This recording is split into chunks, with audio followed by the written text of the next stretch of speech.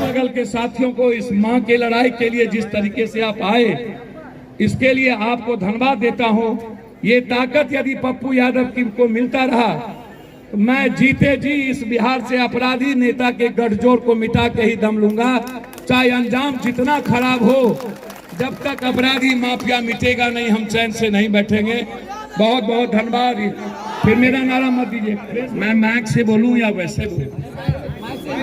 Mic से बोलिए। 3 परिवार की जिंदगी उजड़ गई। प्रमुख साहब कहाँ हैं? चंदन कौन पंचायत है पूरा होगा? जाखर धर्मपुर, नंदन राय बच्चे, इधर संतोष पासवान, नंदलाल राय और दोनों बच्चे। हमारी सरकार हमीसे में आओ, मेरी सरकार मेरी ही लाश। 12 सामाजिक न्याय, 12 गरीबी। भूख से तो मारते ही हो, गोली से भी मारते हो, और फिर न्याय भी नहीं। मेरा मात्र एसपी साहब से और सरकार से 5 सवाल है। पहला सवाल है, नंदलाल राय 1 साल के बाद आ रहे थे। नंदलाल राय और उसके परिवार, उसके पहले संतोष की हत्या, और फिर नंदलाल राय और उसके परिवार को जिस बेरामी से मारा गया, मारने के बाद एसिड छींट करके उसको फेंक दिया गया चौर में, और यहाँ के पदाधिकारी यह कहते हैं कि वो भागने के क्रम में डूब गए। 3 किलोमीटर के उसके गांव के बीच की दूरी, चौर सड़क से लगभग 1.5 से 2 किलोमीटर दूरी, ½ किलोमीटर तक तो कुछ है नहीं, सिर्फ कादो। क्या हमारी मोटरसाइकिल कादो में नहीं फंसी? क्या हम सड़क की ओर ना भागे, हम नदी की ओर भाग गए? क्या हमारी मोटरसाइकिल भर कमर पानी में चलता रहा और हम भर छाती पानी में डूब गए? क्या हमारे नंदलाल राय के जाने के पहले उस गांव में क्या कोई घटना नहीं घटी थी? या नंदलाल राय के मोटरसाइकिल से घटी, या नंदलाल राय के पहले की घटना किसी गाड़ी से घटी? जब घटना घटी थी तो फिर नंदलाल राय की मोटरसाइकिल भाग कैसे गई? भीड़ होगा, और भागा तो नंदलाल राय, वहां के लोग नंदलाल राय को पानी से निकाले क्यों नहीं, बचाए क्यों नहीं? किसी थाना को खबर क्यों नहीं किया? विपिन राय, उसके बच्चे, उसके गांव को खबर क्यों नहीं किया? और नंदलाल राय का पैसा क्या हुआ जो कमा के आ रहे थे? बैग क्या हुआ? बैग क्यों गिर गया? बैग क्यों इतने दिनों के बाद हमको दी गई? और हमारा लाश 2 दिन के बाद कैसे मिला? जब हमने देख लिया कि डूब के मर गया, गाड़ी नदी में चली गई, तो क्या जिम्मेदारी नहीं बनती थी? मैं आपसे जानना चाहता हूं कि आप पुलिस को खबर करें। यह बात मैंने उसी दिन सिविल सर्जन को कहा था कि पोस्टमार्टम में कोई बदलाव नहीं होनी चाहिए। उन्होंने मुझसे कहा था कि सर 3 दिन के पानी के बाद शरीर सूज जाता है, उसके बाद बहुत सारी चोटें और दाग खत्म हो जाती है। जरूरत होगी तो मैं इसको हाईकोर्ट जाऊंगा, सरकार यदि हमारी नहीं सुनी, और इस पोस्टमार्टम को मैं दोबारा मेडिकल बोर्ड के द्वारा करवाऊंगा।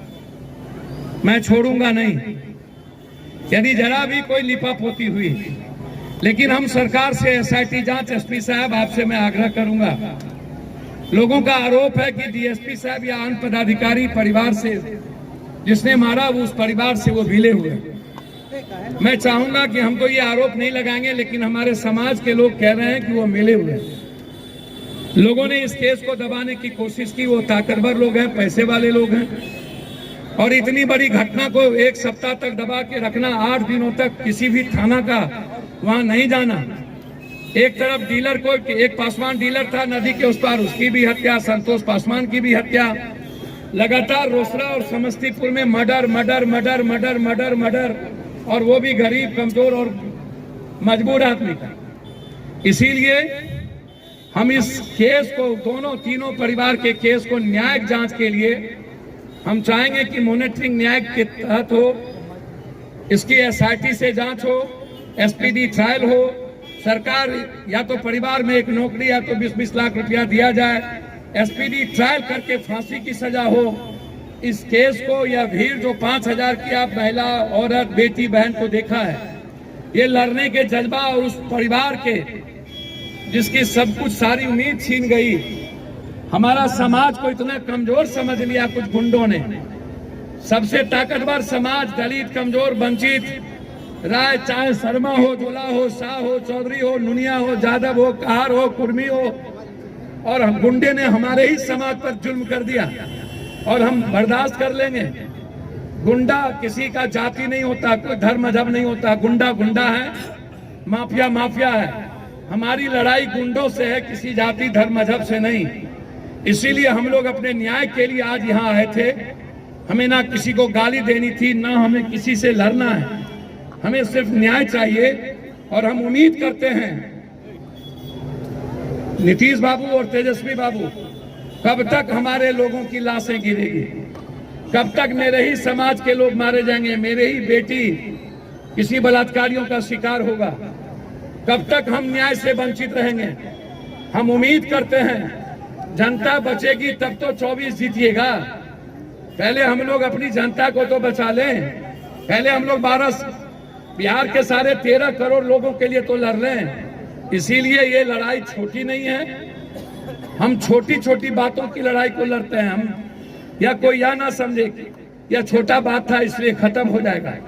हम यहाँ के एमपी एमएलए की तरह मौग नहीं है। हम यहाँ के मंत्री संतरी, मुखिया जी की लड़ाई याद होगा, पप्पू यादव अकेला लड़ा था इसी आगे में, रोसड़ा के जस्ट आगे में। हम ना होते तो एक्स एमएलए गिरफ्तार नहीं होता। हम थे इसीलिए मुखिया के मर्डर में वो एमएलए गिरफ्तार हुआ। आप सोचिएगा, हम सारे परिवार को मदद करके गए थे। इसीलिए हमने इस तीनों परिवार को, बच्चों को पढ़ाने उसको गोद लिया है। और मैं जिस परिवार में बच्ची है उसकी शादी एक बेटी की तरह पप्पू यादव करेगा।